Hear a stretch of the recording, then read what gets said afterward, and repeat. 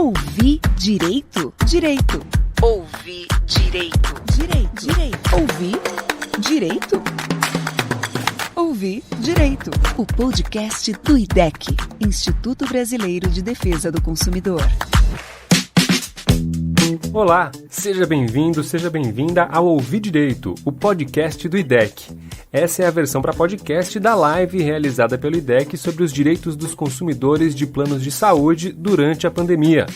Para debater o assunto, a editora de defesa do consumidor do jornal o Globo, Luciana Casimiro, conversou com Ana Carolina Navarrete, advogada e coordenadora do Programa de Saúde do IDEC, e com Patrícia Cardoso, coordenadora do Núcleo de Defesa do Consumidor da Defensoria Pública do Rio de Janeiro. Vamos ouvir? Eu queria propor que a gente começasse falando um pouco de assistência, né? Com a Ana Carolina e com a Patrícia, que estão no dia a dia aí do atendimento ao consumidor, né? Que a gente falasse um pouco das dúvidas que aparecem, eu acho que são muitas, sobre o que o consumidor tem direito nesse momento de pandemia, o que o plano de saúde é obrigado ou não a cobrir. A gente sabe que teve uma briga inicial pelo teste, mas como é que ficam os tratamentos, o atendimento nesse momento? A gente tem recebido demandas de saúde suplementar, assim, porque o problema do coronavírus, ele é gravíssimo, ele é a ordem do dia, mas, assim, todas as outras questões relacionadas à saúde, outros eventos relacionados à saúde suplementar, eles continuam a acontecer. Nós continuamos a receber toda essa demanda, tá? Porque a Defensoria está atendendo normalmente, só que à distância. A gente tem um site para orientar esse atendimento à distância, e o Nudecon está atendendo à distância. E, assim, todos os direitos garantidos pelas regras da ANS, pela legislação, pela jurisprudência, eles continuam em vigor. Em especial com relação ao atendimento, havia muita dúvida, e a gente recebeu essa demanda da Defensoria, da questão dos prazos de carência e o atendimento quando há uma suspeita de Covid, né? Então, a pessoa ainda está cumprindo carência, se sente mal, sente algum sintoma e se dirige a algum pronto-socorro da rede credenciada daquele plano, mas ela ainda está em carência. Então, assim, no Brasil, eu recebi a demanda de outras defensorias, recebi a notícia de outras defensorias que tiveram que judicializar essa questão, porque os planos estavam entendendo que a carência deveria ser cumprida, as carências integralmente. Patrícia, quando você fala isso, você está falando de carência para internação, né? De repente você já tem direito à consulta, tem direito ao exame, isso, mas não tem direito a se internar, né? Isso. E no resto do mundo, isso foi. Muitas empresas abriram mão, né? Nos Estados Unidos e no resto do mundo abriram mão dessas carências nesse momento de crise, né? Isso ainda não aconteceu no Brasil, né? Não existe nada formal, mas, assim, aqui no Rio eu não judicializei. Vou dizer por quê. Para mim é uma regra que já existia, uma exceção na lei, que é a questão da urgência e emergência. Então, para mim, assim, não existe nenhum óbice legal nem na regulação para a internação desse paciente suspeita de Covid e para a investigação diagnóstica.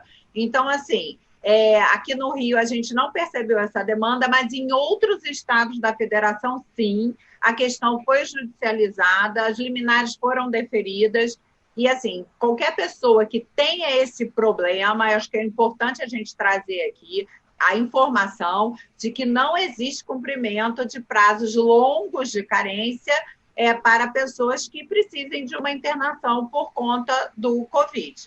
E também tem a questão do exame, que eu vou deixar a Ana falar um pouco sobre a questão do exame. Só queria complementar um pouco na dúvida da carência, lembrar que a lei de planos de saúde, ela prevê prazos máximos de carência para consulta, exame, internação de 180 dias, né? Mas ela é muito clara de dizer, para parto 300 dias, e ela estabelece essa exceção que a Patrícia falou, que é urgência e emergência, é 24 horas o prazo de carência. Ponto. A lei não fala em limitação temporal para esse tratamento, para internação, não fala. Então, ela é muito clara, a lei garante isso, ela tem que ser internada, não é possível a operadora impor carência nesse caso. E, assim, embora a lei fale que o prazo é de até 180 dias, né, na prática, consulta e exame, que é uma coisa que a Lu mencionou, geralmente tem prazos menores. Então, a gente não tem enfrentado tantos problemas com imposição de carência para consulta.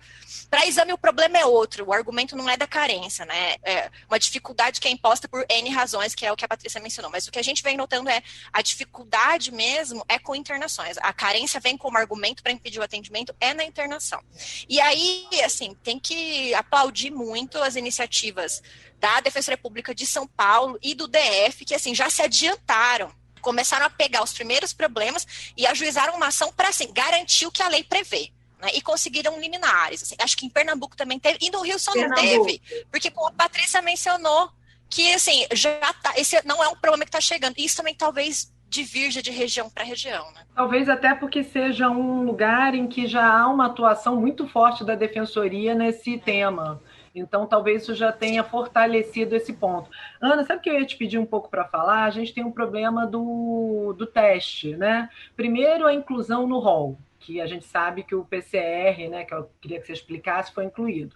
Agora a gente tem pessoas reclamando de dificuldade de fazer o teste, e aí uma pergunta é o seguinte: o teste, você tem que estar internado para fazer o teste? Se eu estou com sintomas em casa, não quero correr risco de agravar minha situação, ou não tenho confirmado, eu tenho que ir ao hospital, ou seja, é uma necessidade de internação, e o teste rápido, entendeu? Como é que fica isso? Que ele não está no rol, e a questão do tratamento, de remédios, eu sei que é uma dúvida que as pessoas têm frequente. Bem, vamos lá, assim, é uma super ótima pergunta, está na agenda do dia, assim. Primeiro, que a gente tem hoje desenvolvidos 2 tipos de teste. Um que, assim, só é possível graças ao trabalho brilhante da Fiocruz, que fez o sequenciamento genético do vírus, que é o PCR. Por esse sequenciamento genético, a gente consegue detectar a presença do vírus. E o outro, que é o teste do anticorpo, né? O primeiro é o PCR e o segundo é o teste do anticorpo. O PCR foi incluído no rol, que é aquela lista de procedimentos que toda operadora tem que cobrir no mínimo. Essa lista, ela é exemplificativa, é assim, conforme o entendimento consolidado da jurisprudência. Tem algumas tentativas de mudar esse entendimento, mas o entendimento majoritário é nesse sentido. Essa lista é cobertura mínima. Então, no nosso entendimento, o entendimento do IDEC e da jurisprudência consolidada, é assim, não importa se está previsto ou não no rol. O ideal é a pessoa tem uma prescrição médica para um determinado exame, e o atendimento, o plano dela é ambulatorial, internação, tem cobertura, né? O importante é o seguinte: se está no rol, não tem discussão. Se está fora do rol, é importante que o médico justifique por que é aquele exame e não o outro exame. Tem que ter evidência clínica daquilo. Então, a pessoa não está assintomática, o PCR não vai funcionar tão bem, então melhor o teste do anticorpo nesse caso, né? Então, aí a gente garante melhor o atendimento desse direito pelo consumidor. Mas a gente também precisa ter em mente que é o seguinte: o Brasil está com uma grande falta de testes, né? Falta de testes por diversas razões. Primeiro, a gente cometeu um erro muito grande de política pública de inovação de cortar dinheiro das universidades, tirar dinheiro de pesquisa e não investir no complexo industrial na saúde. E a gente paga um preço caro. Por isso é que não consegue desenvolver e produzir aqui. E aí o que a gente tem que fazer? A gente tem que importar no momento que o câmbio está a 5 e alguma coisa. E que é uma demanda com quem? mundial, Com Estados né? Unidos, com França. Vai ter teste? Não vai. Muito difícil. Estamos fazendo esforços, não só no sistema público, mas empresas também. Então, frente a essa escassez de teste que está acontecendo, a gente tem aumento de preço e dificuldade de fornecimento. O que a gente orienta o consumidor nesse caso? Vai ser difícil e algumas operadoras vão colocar empecilhos para ele fazer. Mas a previsão no rol e a prescrição do médico são os instrumentos dele, né? Se ele receber qualquer negativo, não, você tem que estar internado, não. A diretriz de utilização do rol não é essa, e o médico prescreveu, tem que haver a cobertura, com justificativa, né? Ideal, assim, qual que é o caminho padrão? Eu fiz a consulta, o médico prescreveu o exame, vou fazer o exame e encontro alguma dificuldade. Para fazer o exame, o ideal é que o consumidor já ligue para o operador e peça, assim, qual desses estabelecimentos dentro da rede está oferecendo o exame, e ir naquele que a operadora indicar. Se houver algum problema, daí tentar negociação, fazer reclamação no site da ANS, se nada resolver, faz no laboratório que a pessoa encontrar e pede reembolso depois. Ouvir Direito, o podcast do IDEC. A pandemia do coronavírus mudou nossa forma de viver e afetou profundamente as relações de consumo em todas as partes do mundo. para informar e defender os direitos dos consumidores durante a pandemia, o IDEC preparou e atualiza regularmente um especial focado nas dúvidas dos consumidores em tempos de coronavírus. idec.org.br/coronavírus. Sua saúde, seu bolso, sua casa, sua cidade, seus direitos. Acesse, entenda e compartilhe.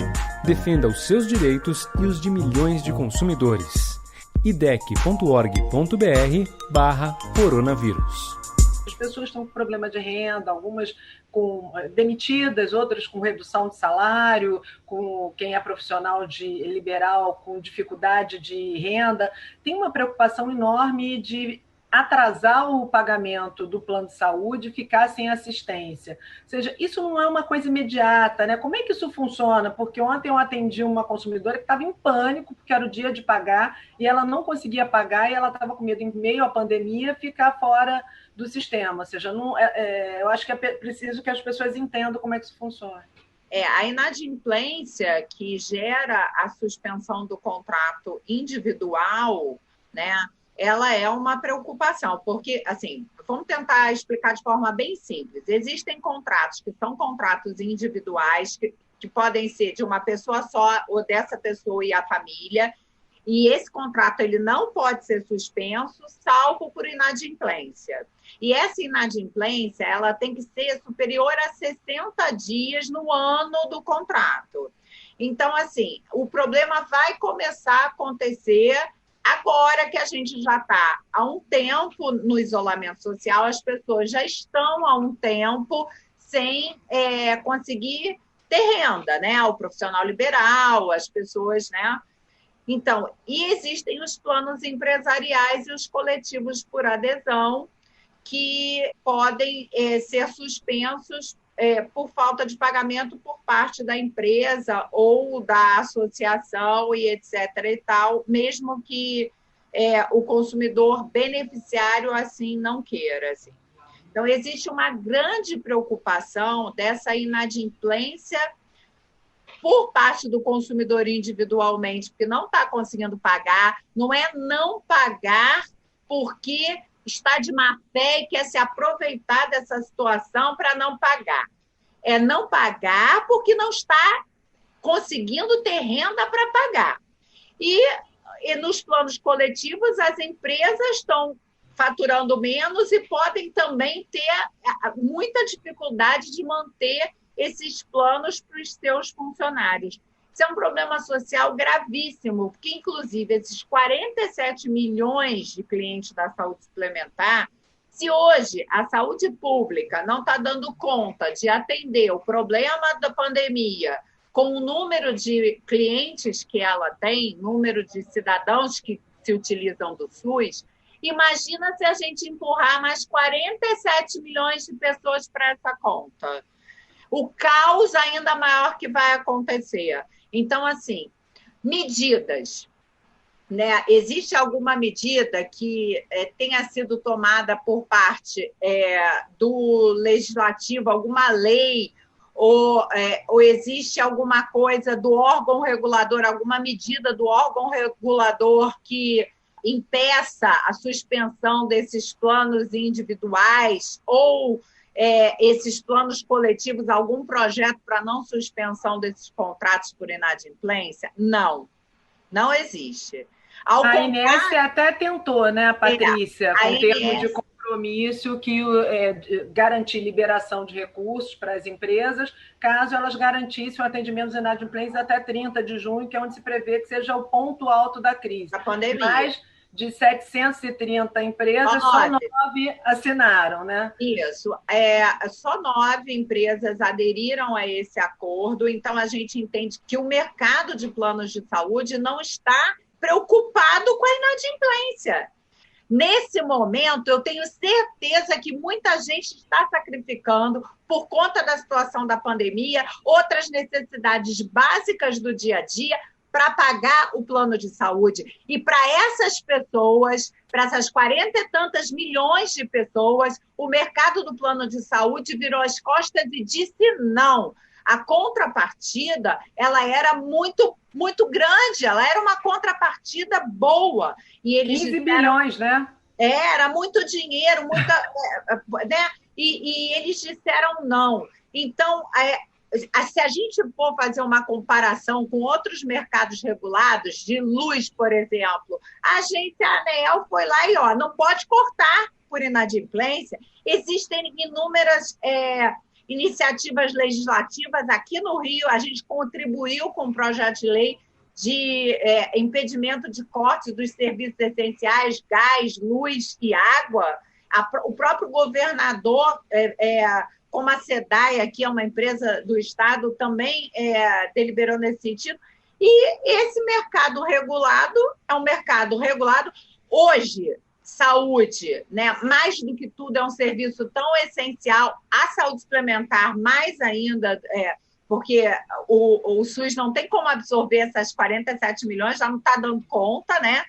A gente está trabalhando, estudando isso no DECOM, mas, assim, hoje, aquele consumidor de saúde suplementar, se ficar inadimplente porque perdeu sua renda, está ao Deus dará. Agora, eu queria até pedir para a Ana, para tranquilizar, por um lado, quem está inadimplente e está com, de repente, um parente internado e realmente não tem condição de pagar, está com renda zero. A gente sabe que isso é longe da realidade de alguns brasileiros, mas muito próximas de outros que, como a Patrícia falou, cortaram tudo que podem para pagar o plano de saúde. Inadimplência não costuma ser um problema no setor de saúde suplementar, né?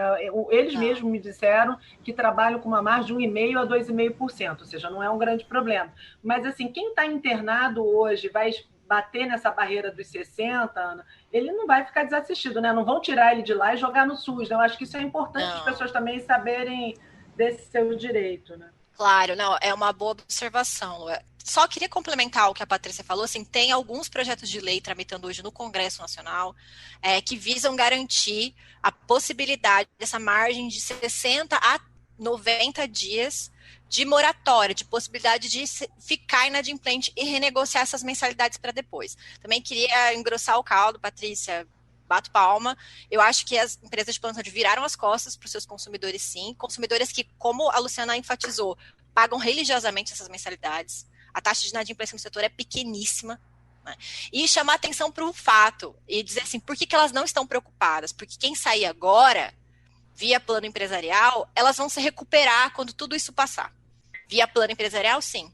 Contrato, não tem problema. Agora, os planos individuais que elas não querem botar no mercado, essa é a chance que as empresas têm para acabar com todos os planos individuais.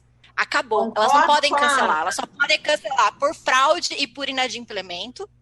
Né? E agora vai ter um problema de inadimplemento em massa, por causa da crise sanitária, não é um inadimplemento voluntário, como você pontuou, e esses planos as pessoas não vão conseguir contratar de novo, porque não tem no mercado.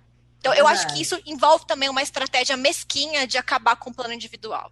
E, enfim, a pergunta da Lu é o seguinte, a lei de planos de saúde, ela veda qualquer possibilidade de interrupção da cobertura no meio da internação. Então, durante a internação, não é possível você interromper a cobertura. Aí a ideia é que o consumidor receba a alta e a operadora se responsabilize em negociação com o hospital como vai se dar esse atendimento.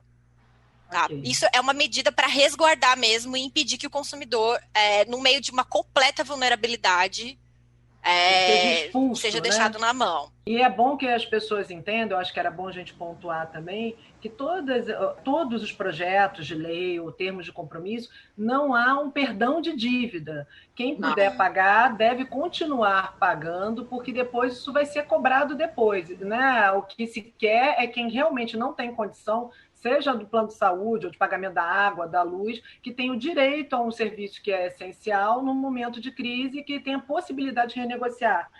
Essa questão do prazo, Lu, desculpa te interromper, não, assim, tudo bem. O prazo dos 60 dias, até para as pessoas saberem, ele é um prazo cumulativo. Então, assim, naquele ano do contrato, isso é importante. Se ele ficou devendo, atrasou 5 dias no mês, 10 dias no outro, ele já tem um atraso de 15 dias. E é importante as pessoas saberem disso, porque ela, de repente, a pessoa começa a contar 60 dias a partir de agora, e ela já tinha uma inadimplência de alguns dias, e esses dias vão entrar na conta. Isso aí é para o público leigo que está ouvindo a gente, que de repente já está devendo, fazer essa conta acrescentando esses dias de atraso do ano do contrato. Internação é tranquilo, tem que ficar até a alta, ok.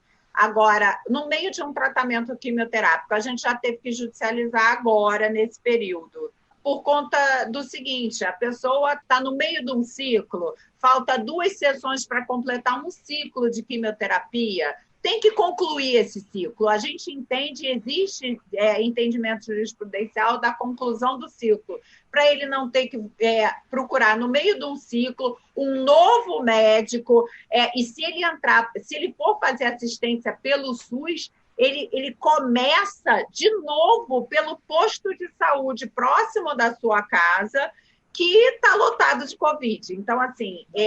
faz sentido, né? Quem tiver dúvida com relação... Mas, assim, tem que se analisar também no caso concreto, tá?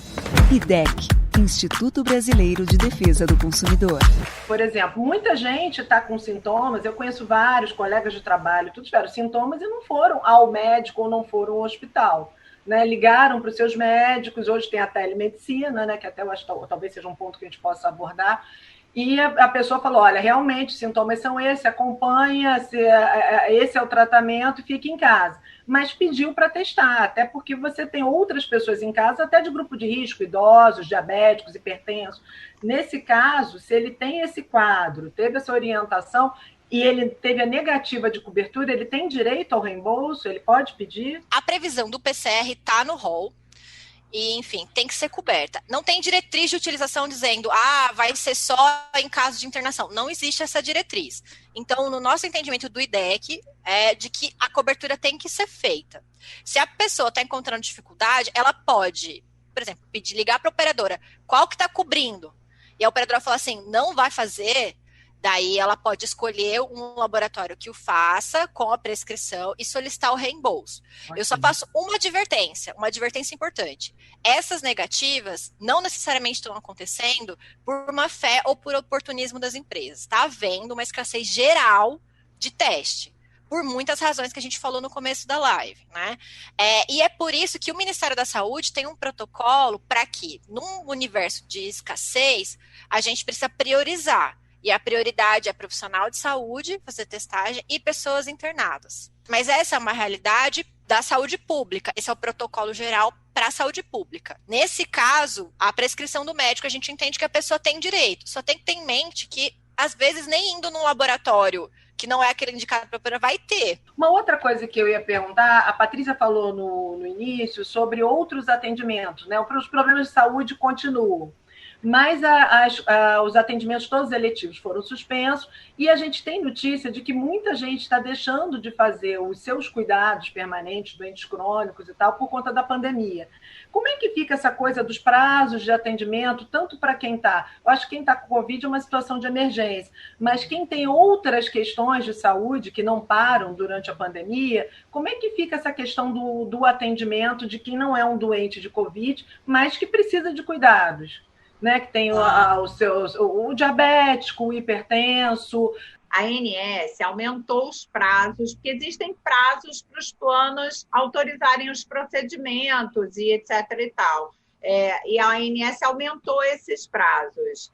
Tem laboratório funcionando com asepsia, tem médico fazendo atendimento por telemedicina.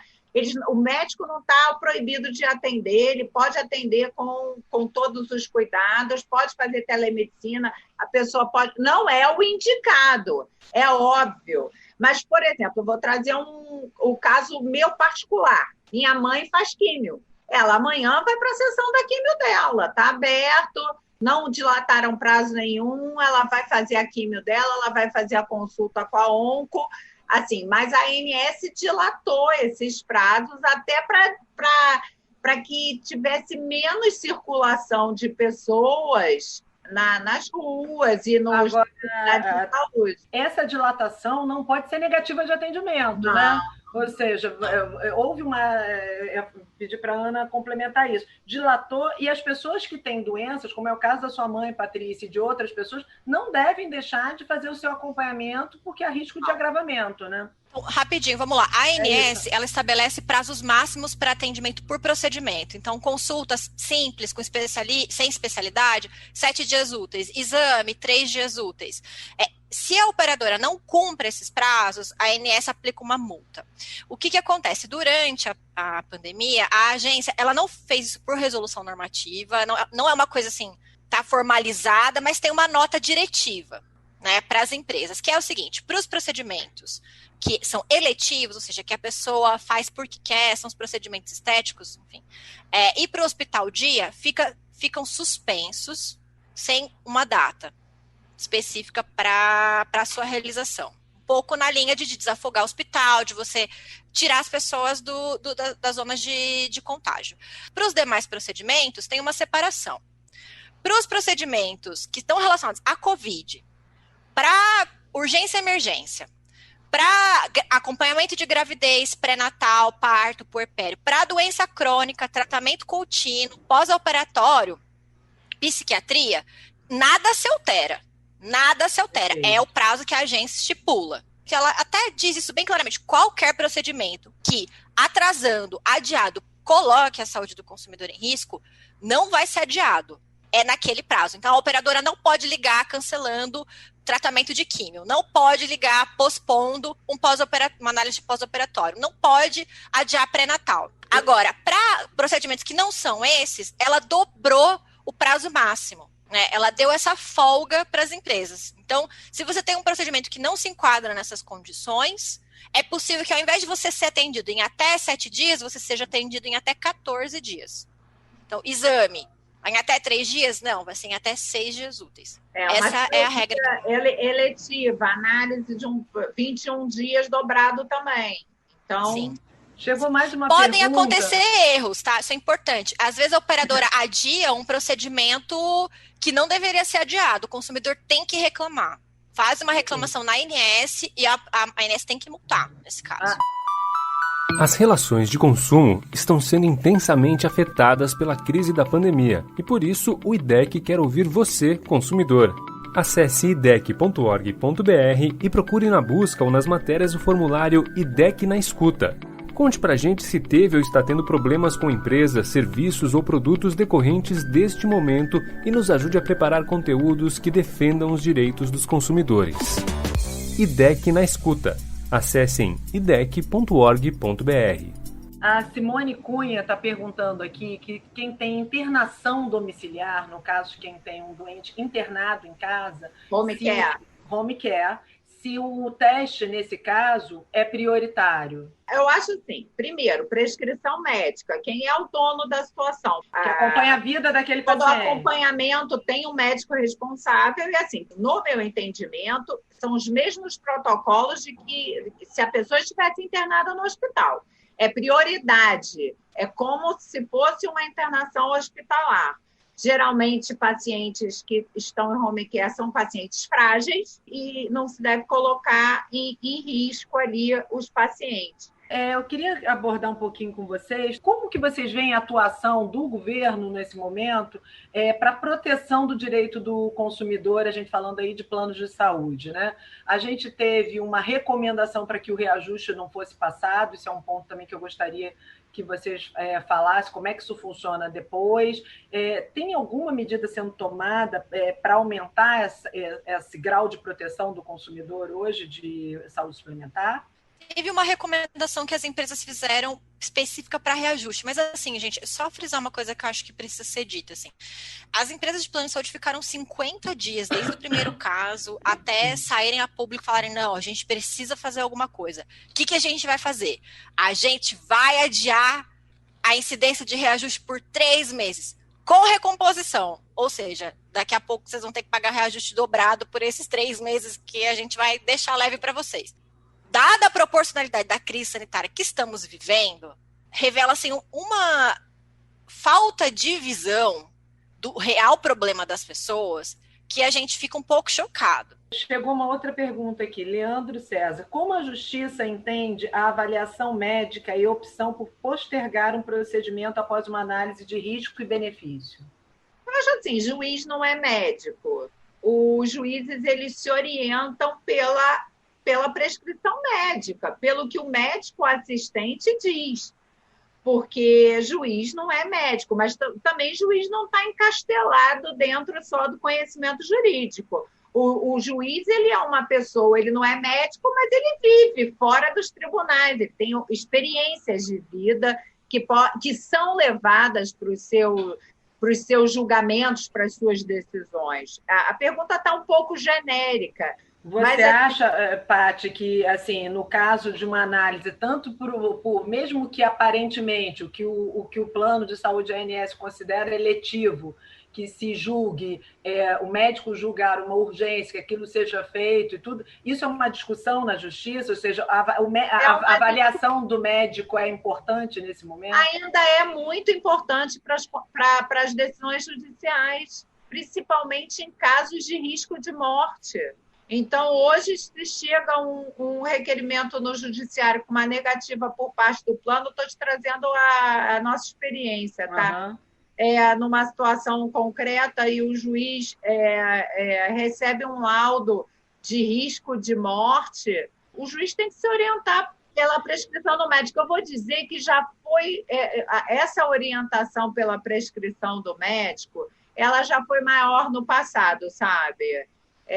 Mas ainda hoje é algo muito levado em consideração. Leslie Adamo fez uma pergunta que eu acho que a gente podia juntar num tema que está hoje na bola da vez, que é a questão da fila única, né, para o atendimento à Covid. Ele está fazendo uma pergunta que tem um caráter mais médico do que jurídico, mas eu queria que, se vocês pudessem juntar essa questão que ele levanta com a questão da fila única, ou seja, a gente colocar leitos do SUS e leitos privados, né, da saúde suplementar na mesma fila para a gente garantir atendimento e tudo, que é uma discussão que tem sido feita, essa questão do Leslie. Ele fala o seguinte: quais os requisitos de prioridade ou de direito para um paciente grave de Covid ter acesso à UTI, o respirador, né, caso falte respiradores e leitos de UTI? Ele fez uma complementação que ele está falando o seguinte, que alguns pacientes têm pressionado seus médicos para realizar procedimento, embora eles alertem, por exemplo, do risco que é, nesse momento, uma internação ou uma cirurgia. Assim, considerando, a maioria das pessoas tem, na verdade, preferido não fazer procedimentos seletivos nesse momento. Né? Aí a ideia, assim, a gente responde muito da perspectiva do consumidor, que é a seguinte: se o médico está avaliando que esse procedimento tem que ser feito, quem decide sobre a essencialidade, a necessidade do procedimento ser feito agora ou mais tarde é o médico. Ele tem essa autoridade. Claro que é importante ele ter uma escuta importante, porque às vezes a gente está lidando com um cenário de dor, a gente está lidando com um cenário que, para o usuário, faz diferença fazer o procedimento agora, se isso vai reduzir a dor dele. Então, acho que tem uma questão aí de um olhar empático do médico, mas ele é a autoridade sanitária que vai definir se o procedimento precisa ser feito agora ou precisa ser feito depois. E aí, essa pergunta geral sobre a questão dos leitos, assim, a AMB, a Associação Médica Brasileira, acabou de soltar um protocolo para você fazer triagem, seleção e realocação de pessoas dentro da UTI, fora da UTI, dentro de leito de enfermaria, como isso vai ficar. Então, isso é uma pergunta muito, muito afeta a questão do fluxo médico dentro do hospital. E eu, como advogada, vou pedir desculpa, eu não vou ter essa informação detalhada, né? Claro. Mas a gente pode falar que tem alguns pontos que, em Légia, a gente não vai saber te falar com detalhes, mas tem alguns pontos. Eles tinham uma pontuação por idades, comorbidades, estado geral, tem uma pontuação que eles definiram, quanto mais pontos você cai na prioridade, né? Tem uma pontuação e tal, tem um critério médico que a associação definiu para que não seja uma análise pessoal do médico naquele momento, porque isso é um peso muito grande para o profissional decidir naquele momento. Então, tem uma pontuação. E o gancho que você fez sobre a questão dos leitos, assim, eu queria juntar com a pergunta que eu não consegui falar sobre qual tem sido a resposta governamental para lidar com a crise na saúde privada. E assim, ela é deficitária por várias razões. E não é só a questão de você se endereçar diretamente ao inadimplemento. A gente tem projetos de lei de vários deputados que estão desesperados e querem ajudar a população, conseguindo uma moratória. Mas a resposta governamental no executivo, que é quem tem ação direta, deixa a desejar em nível de planejamento mesmo. Né? Então, por exemplo, quando a gente não tem os gestores municipais, estaduais, a agência reguladora e o Ministério da Saúde se esforçando para fazer mapeamento de leito, capacidade instalada, não só na saúde pública, mas na saúde privada, então acho que faltou assim, um certo olhar, um certo planejamento por parte do Poder Executivo de avaliar suas capacidades e avaliar a capacidade de resposta do setor privado. Essa é uma questão. E é por isso que tem pipocado diversos movimentos, inclusive tem um bem famoso, que é o Leitos para Todos. Algumas capitais já estão atingindo 100% da sua ocupação em UTI e CTI, enquanto alguns hospitais e algumas entidades de hospital estão acionando a ANS porque estão com leitos ociosos. Então, assim, esse é um cenário desigual e desequilibrado. A gente precisa tomar medidas para evitar que pessoas morram porque não acessam a UTI, enquanto se tem ociosidade na rede privada. Agora, botando uma pimenta nisso aí, há uma preocupação de quem paga o plano de saúde de repente, correr o risco de ficar sem leito, numa fila única e diante da demanda, que a gente sabe que o nosso sistema único, embora seja o melhor que a gente poderia ter no momento, se não tivesse, a gente sabe muito bem que houve uma tentativa no passado de desmontar esse sistema, se ele não existisse, a gente estaria numa situação pior ainda, mas, assim, a gente sabe que vai ter uma demanda muito maior do que a possibilidade de absorção do SUS. Quem pagou esse tempo todo tem o risco de ficar sem leito numa fila única dessa que inclui os leitos privados? Eu vou te dizer, sem planejamento, a gente não tem garantia nem se sem fila única a gente consegue atendimento pagando. É o que o antigo ministro já falou. O colapso vai vir quando não importa se você tem dinheiro ou não, você não consegue entrar. Essa fila única, ela não existe.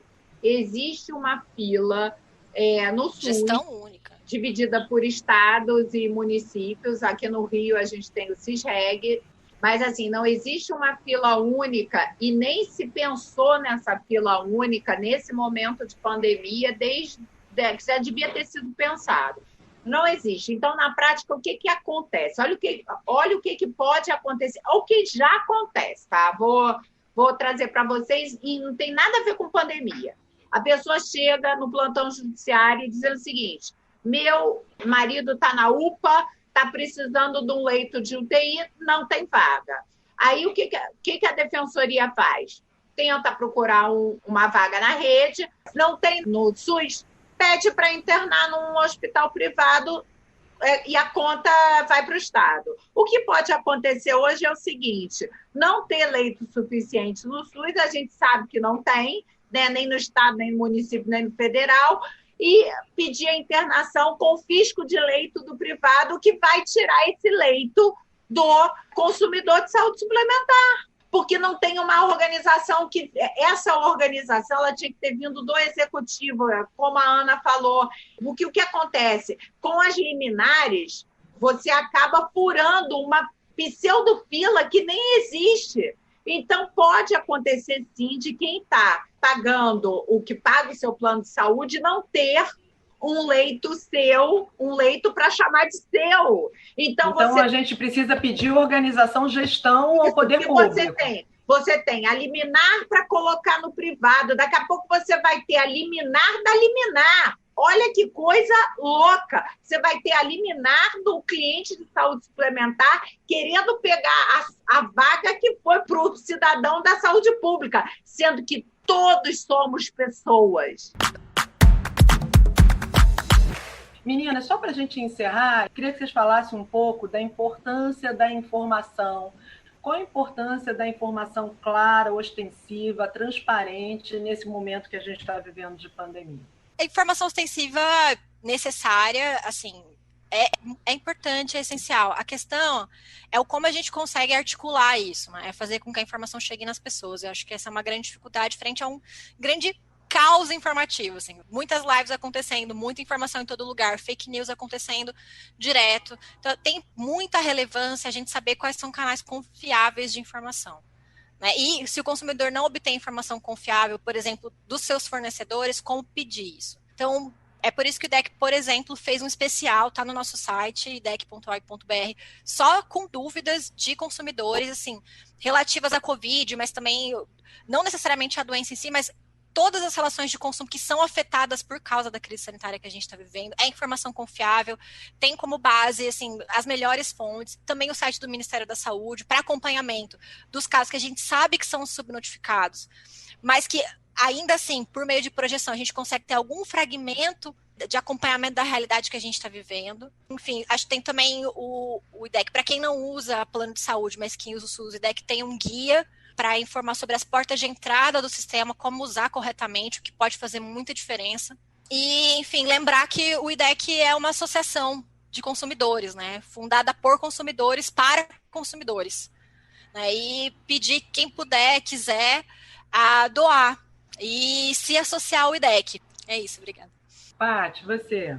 Olha, eu sei que a Defensoria também está com uma página especial só sobre coronavírus. A gente tem uma página só sobre todas as... A Defensoria continua a atender desde o início da pandemia de forma remota. Dentro da página da Defensoria está aportado o site da Defensoria dedicado a esse momento de atendimento remoto ao coronavírus. E nesse site do coronavírus da Defensoria, além de todas as informações de atendimento, do telefone, WhatsApp, e-mail dos órgãos, a gente publicou a nossa cartilha do Nudecom.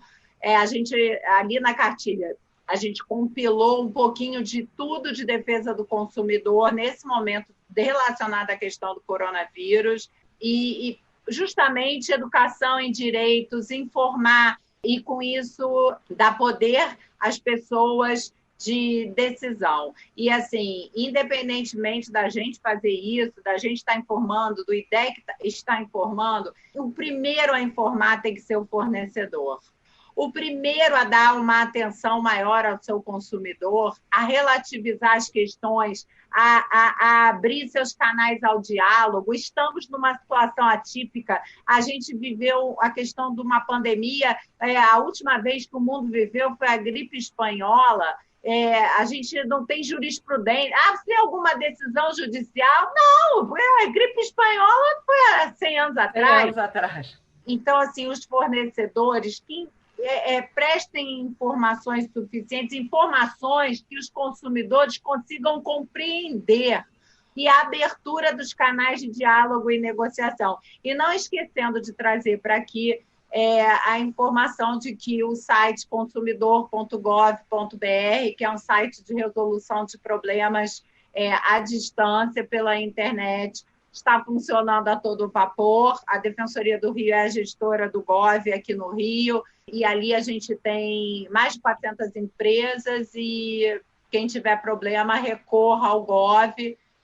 Também é uma forma importante a gente fazer estatística, né? Isso, porque as pessoas reclamam tão pouco que é sempre o argumento, né? Eu que edito uma página de defesa do consumidor, que também tem intermediação, o argumento é sempre que o número de reclamações é muito pequeno diante do que a gente atende, é o argumento das empresas. Mas o fato é que isso é uma ponta do iceberg.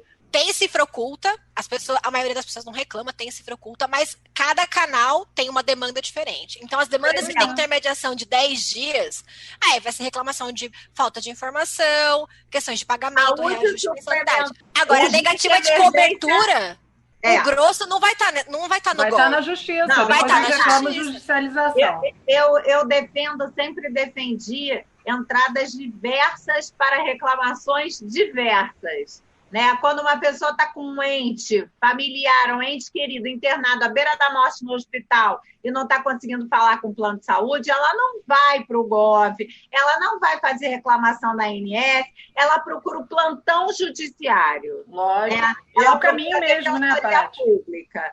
Então, assim, vamos reclamar para fazer estatística, para fazer mapeamento nos PROCONs, consumidor.gov, se associar ao IDEC. Se você não tiver condição de procurar advogado, de pagar um advogado, procure a Defensoria Pública da sua cidade, procure através da internet.